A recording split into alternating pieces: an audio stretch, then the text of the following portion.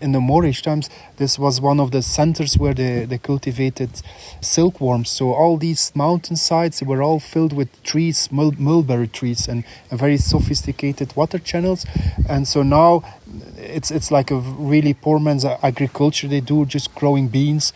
But with what we know today of planting food forests, about organic farming and tree technology that they're using also like in Africa and so on, to reforest, if we would be able to implement these techniques on the farm, we would create a paradise as well for the bees as for men.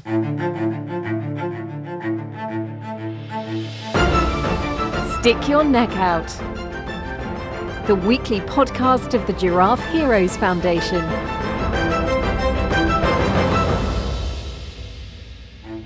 This is a Giraffe Heroes podcast, and today our studio is outdoor, located in the Alpujarra at the Refugio Solar Los Pollos, 2,000 meters above sea level, overlooking the mountains, far back the ocean, and beyond you might see Africa. My guest, of course, is Cosco, and Cosco Louis de Cordier, who is instrumental in creating a first European bee reserve, has developed a new old beehive. It looks like an old signpost you find in the mountains, marking the mountain tracks made of stone. Could you tell us, Cosco, welcome that you are here. I have to first say, could you tell us about this idea a bit more?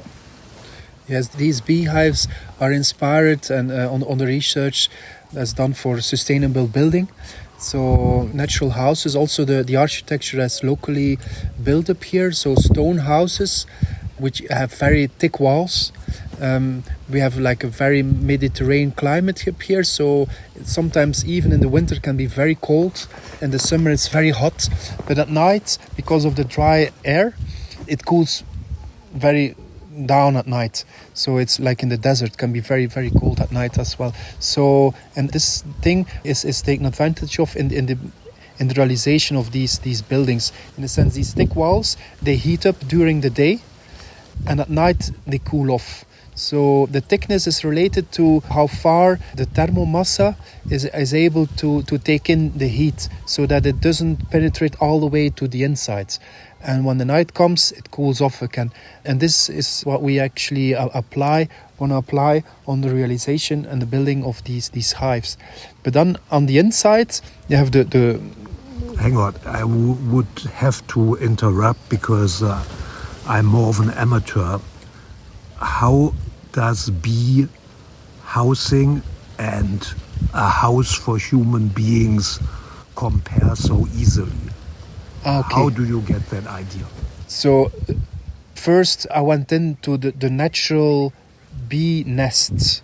So bees, for hundreds of million years, their natural habitat was, versatile, but mostly based on hollow tree trunks.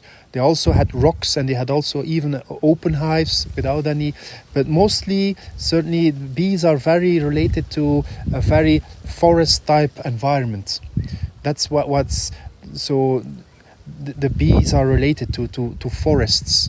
Yeah, and how does that compare with signpost or pyramid made of stone? Most of these forests were all cut down, so the environment became less and less forested. Same happened for humans. Like Spain was one forest several thousand years ago, and then they started taking down all the forests. That created a problem for the people as well, so they started building stone houses. In the past, they also built more, certainly in the north of Europe, lots of wooden houses, and then they start building stone houses. Now, beekeepers, they use beehives, very exploitative structures. But for our natural wild apiary, we wanted to build a hive which is as the best conditions for bees to live in. So not trying to explode the bees by trying to take honey and things, but really make structures that make the bees as comfortable as possible. So coming as close as possible with their natural habitat. So what's the ideal size of the interior, the cavity? So because if you have a too big size, it puts lots of stress on the bees on the aspect of trying to heat it in the winter, this space, or in the summer trying to cool it down.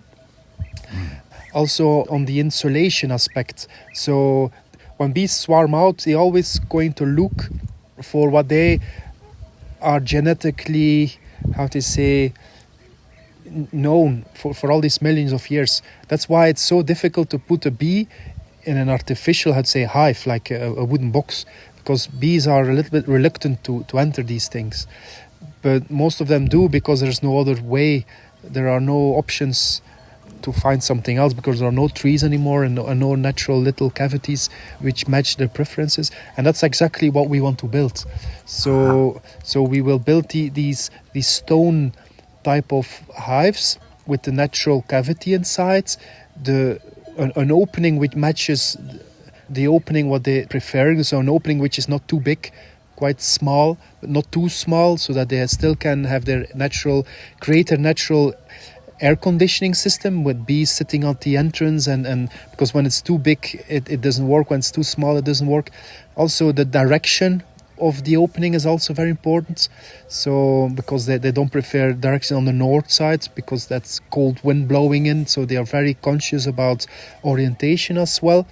And then the insides must be also very absorbative. So the inside of a tree is very moldy, very powdery, so certainly old ones, which gives us this kind of situation when certainly in the early mornings when the condense is coming, and so that it can be absorbed, so that there is no condense running down from the insides of the beehives, because there's definitely a big air and certainly temperature difference between, let's say, in the morning 5 degrees and inside of the beehives 37. That this creates so the inside that we would make use of these hemp bricks, which is a kind of adobe brick reinforced with hemp fibers.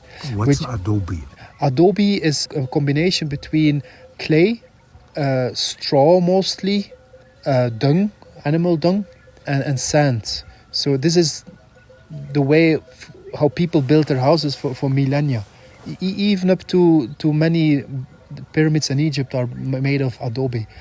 And these bricks are dried, sun-dried. So they just press them, put them in a mold and let them dry in the sun. So there's no fire coming with it, and it's very locally made, local materials. And so we built a core of this adobe material to give a kind of extra insulation and give them this benefit of that it's like absorbative. And then we make an outer shell of heavy stones. So the adobe is also it's not resistant to rain. So we give an outer harder shell of natural stones, which might be stacked without any cement or mortar, or with. That's an option. That's just like a dry wall. Just like a dry wall, yes. And the entrance will be more or less around 1 meter high, just to prevent the bees, so no animals like wild boar so can try to break it open. So the socle itself, the first meter, will be like solid stone, so to give the bees the protection against pests and other animals, and even snakes. That's why also bees prefer high up in the trees themselves as a protection against animals. But this 1 meter thing, because it's made out of stone, will be sufficient, or at least for contemporary, because there are no bears anymore in the area, which might try to break open. Mm. Yeah. So that sounds fascinating. How do I have to imagine the looks of such a Alpujarra new type of bee hive? Yeah, is it a new type, or does it exist already? It's based on very ancient types of hives that they built all over the Mediterranean basin, but mostly. Could you talk about that a bit more? Because for me it sounds like a fascinating idea, but of course the question then is it proven to work, or is it just a fancy idea? It's at this moment we will just see, but seeing the architectural science behind it is proved itself to work very well for humans. So I assume that it must work very well for bees as well. So, but that's of course why we're gonna do the experiment, to see if it works in the short term and definitely on the long term. Is there a reason why you assume then that if it works for humans, it will work for bees? It's actually a little bit of retro engineering, in the sense that, like, now many people lost the knowledge of what the natural hoof of a horse was. So we needed to do lots of research on trying to find what the natural hoof of a horse looks, because all the horses are domiciliated. And the same was for bees. So these beekeepers in the 80s, they started to think, well, we have hundreds of books on beekeeping, but not one book on the natural bee. And so they start really doing research on natural bees, and there was a lot of mistakes as well, because they only went looking in one area, and so they were not able to match it to the wider aspect of these bee habitats. And so now, with this very contemporary research on the natural bee, out of this research I developed this approach, but of course very based on the Mediterranean climate.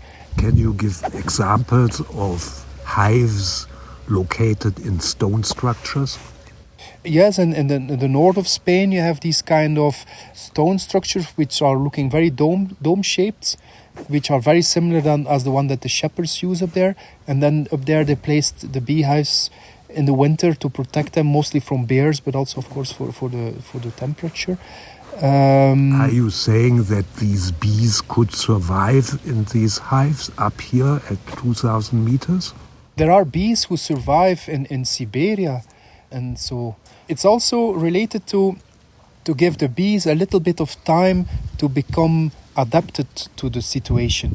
It's the same with vegetables. You have like a specific tomato seed, you bring it in an area, and after a couple of years, and certainly on aspect with the seeds, decades, it becomes heirloom, so it adapts to the climate, adapts to the soil, and so it becomes like a bee adapted to. And so now we are bringing in bees, mostly shipped in from Belgium, queens which are artificially inseminated, and they bring them up here in Spain, and they are weak, and then they die off. So the idea is to create a wild apiary, like a bee reserve, where the bees are becoming 100%, adapted to the local environment. So possibly they will become smaller, because we also will let them make their own wax foundations, because we make them industrial. The size of the hexagons are too big, so the bees become bigger, but then again weaker in some sense. Also, these hives, that's what the long-term idea of the hives. If they stand there and let's say they are abandoned after a while, the cavity inside has the ideal proportions for a wild swarm to go inside.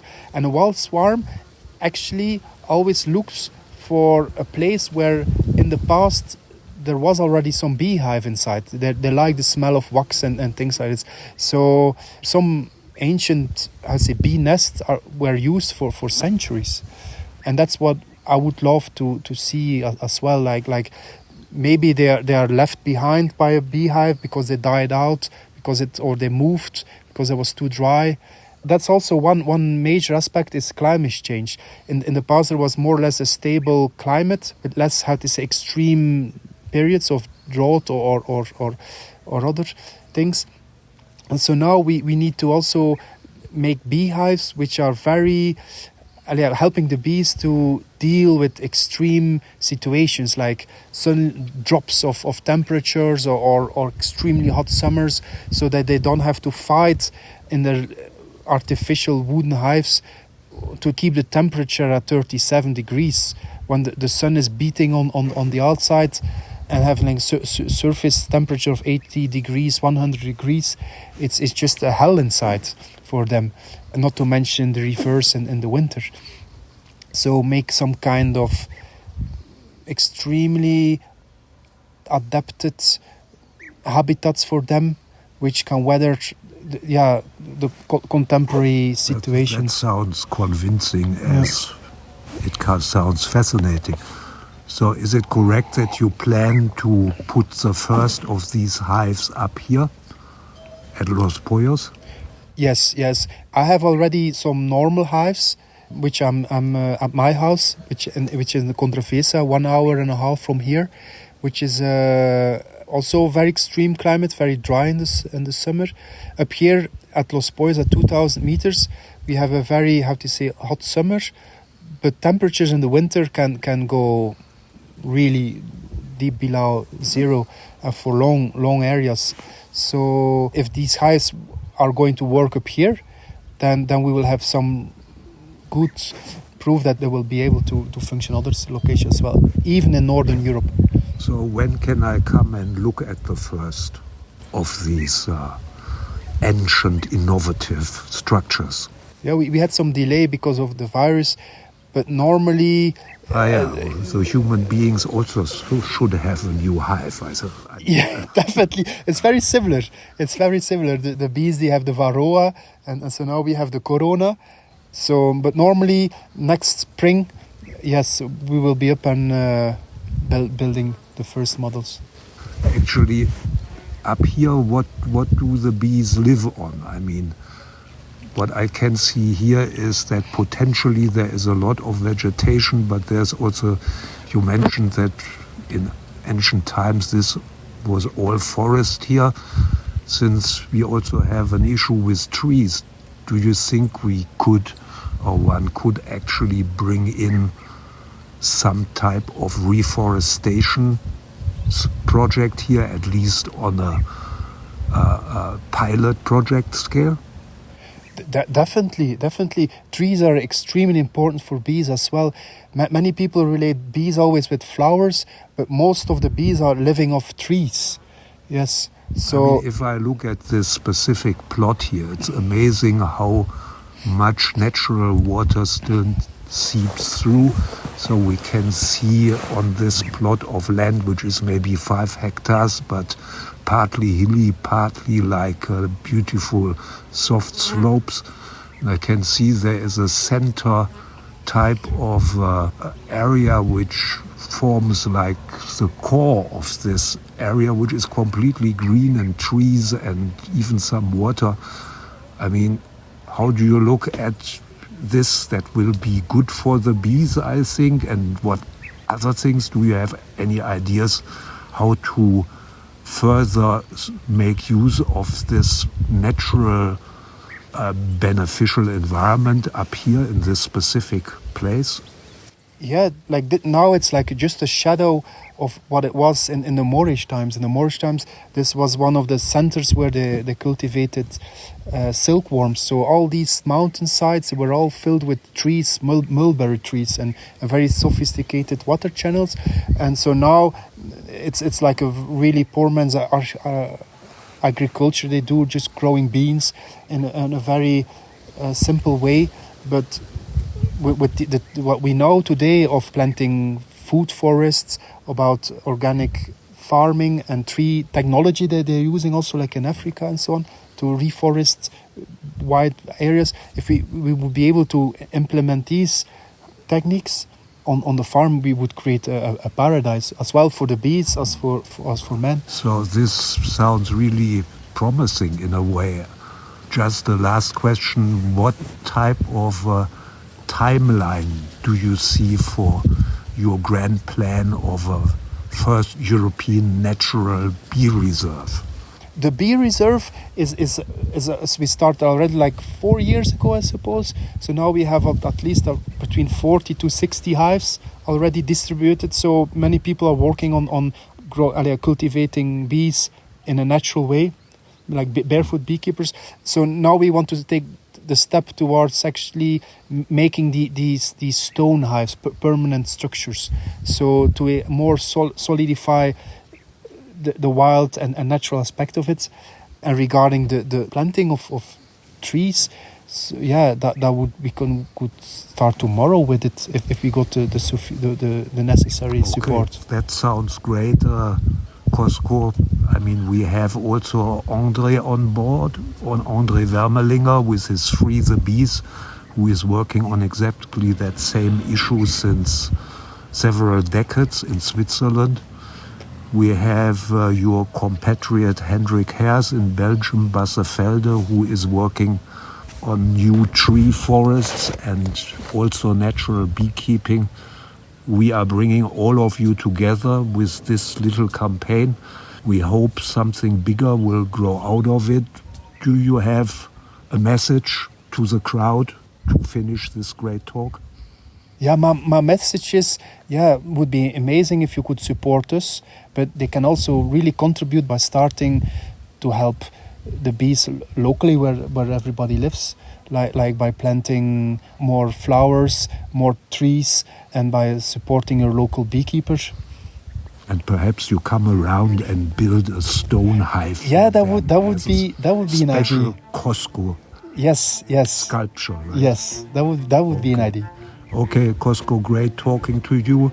Luckily, there was not so much wind right now as a minute ago, so you all have hopefully been able to listen well and hear us. Thanks for listening to everybody. This was the Giraffe Heroes podcast, and we hope to see you again soon. Thank you.